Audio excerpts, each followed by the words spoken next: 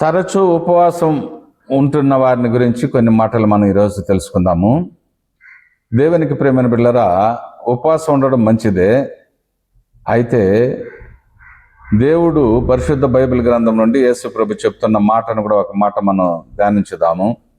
యెషయా రాసిన పుస్తకములో 58వ అధ్యాయము 7-8 వాక్యములు మనం చూసినట్లయితే, అక్కడ నీ ఆహారం ఆకలి కొనిన వారికి పెట్టుటయు, నీ రక్త సంబంధికి ముఖము తప్పింపకుండుటయు, దిక్కుమాలిన బీదలను నీ ఇంట చేర్చుకున్నటయు, వస్త్రహీనుడు నీకు కనబడినప్పుడు వానికి వస్త్రములు ఇచ్చుటయు, ఇదియే గదా నాకు ఇష్టమైన ఉపవాసం అనేసి యేసు ప్రభు చెప్తున్నాడు.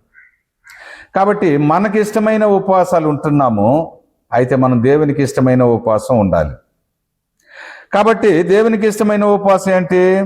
ఆహారం లేని వారికి ఆహారం పెట్టుట, బంధువులకు ప్రేమ చూపుట, దిక్కుమాలిన వారిని ఇంట చేర్చుకునుట, వస్త్రము లేని వారికి వస్త్రములు ఇచ్చుట. ఇది దేవునికి ఇష్టమైన ఉపవాసం. మనకి ఇష్టమైన ఉపవాసం ఏంటి? ఒక పూట భోజనాన్ని మానేసి ఉపవాసంతో మనం దేవుణ్ణి పూజించుకోవడం. అది ఒక మతస్థులని కాదు, కానీ అన్ని మతస్థులు కూడా చేయవలసిన ఉపవాసం.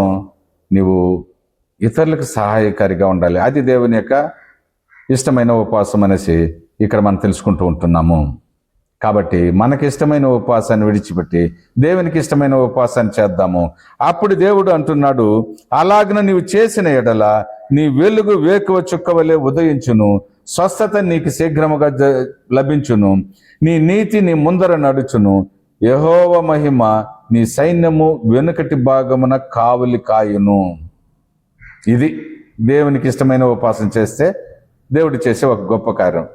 మనకి ఇష్టమైన ఉపవాస కార్యాలు చేస్తే మన శరీరాలు బలహీనమైపోతుంది, గ్యాస్ ట్రబుల్ వస్తుంది. భోజనం వేళకి తిన్న వాళ్ళకి గ్యాస్ ట్రబుల్ వచ్చేది, నానా విధములైన రోగాలు వస్తుంది. మనకి ఇష్టమైన ఉపవాసం.